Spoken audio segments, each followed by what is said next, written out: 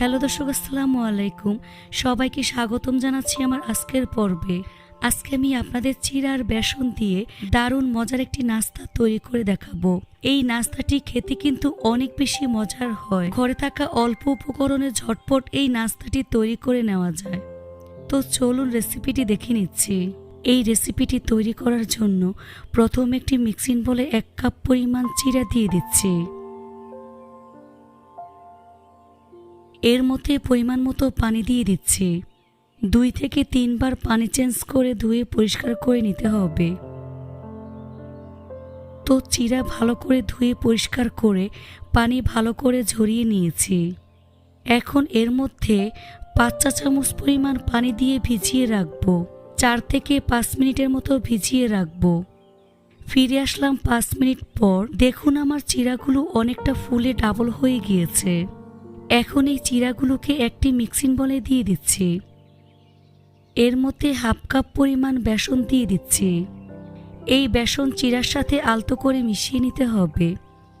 এখন এর মধ্যে একটি মিডিয়াম সাইজের গ্রেট করা আলু কুচি দিয়ে দিচ্ছি। 1/2 কাপ পরিমাণ গ্রেট করা গাজর কুচি দিয়ে দিচ্ছি।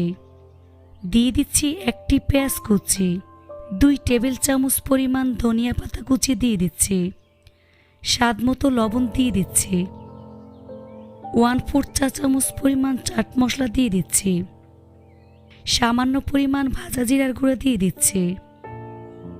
সবগুলো উপকরণ কষলিয়ে মথে নিয়ে একটি ডো তৈরি করে নিতে হবে।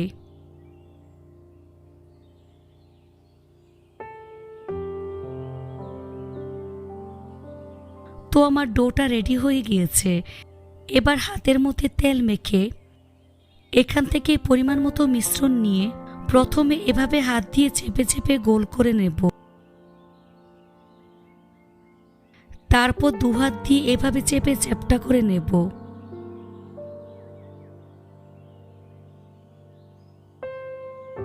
এই তো আমার একটি নাস্তা তৈরি হয়ে গিয়েছে। একইভাবে আরও একটি নাস্তা তৈরি করে আপনাদের দেখিয়ে দিচ্ছি।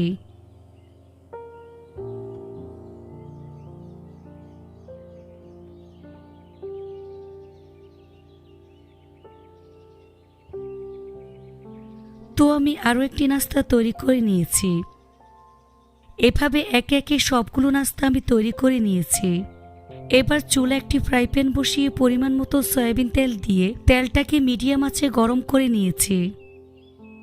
এবার একে একে নাস্তাগুলো গরম তেলে দিয়ে দিচ্ছি।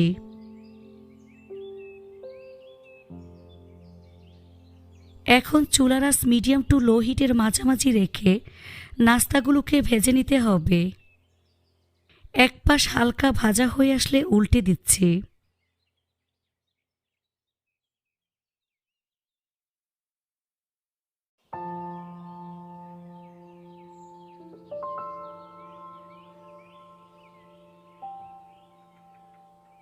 এভাবে কিছুক্ষণ পরপর উল্টে পাল্টে নাস্তাগুলোকে গোল্ডেন ব্রাউন কালার এবং ক্রিস্পি করে ভেজে নিতে হবে।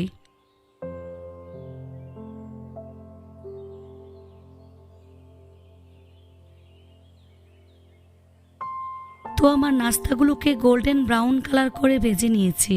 দেখুন খুব সুন্দর কালার চলে এসেছে। এখন ছাঁকনি দিয়ে তেল ছেঁকে নাস্তার প্লেটে নিয়ে নিচ্ছি। সবগুলো নাস্তা একইভাবে উঠিয়ে নিচ্ছি।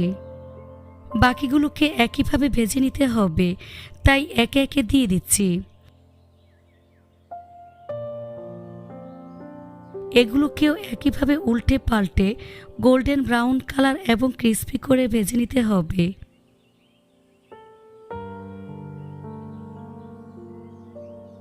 ভাজা হয়ে গিয়েছে। এখন ছাঁকনি দিয়ে তেল ছেঁকে নাস্তার প্লেটে নিয়ে নিচ্ছি। তারপর পরিবেশন করে আপনাদের দেখিয়ে দিচ্ছি। দেখুন দেখতে মাশাআল্লাহ কতটা সুন্দর ও কতটা লোভনীয় হয়েছে। এটা শুধু দেখতেই সুন্দর না, খেতে কিন্তু অনেক বেশি মজার হয়েছে। এভাবে একবার হলেও তৈরি করে দেখবেন। আশা করছি আপনাদের কাছে ভীষণ ভালো লাগবে।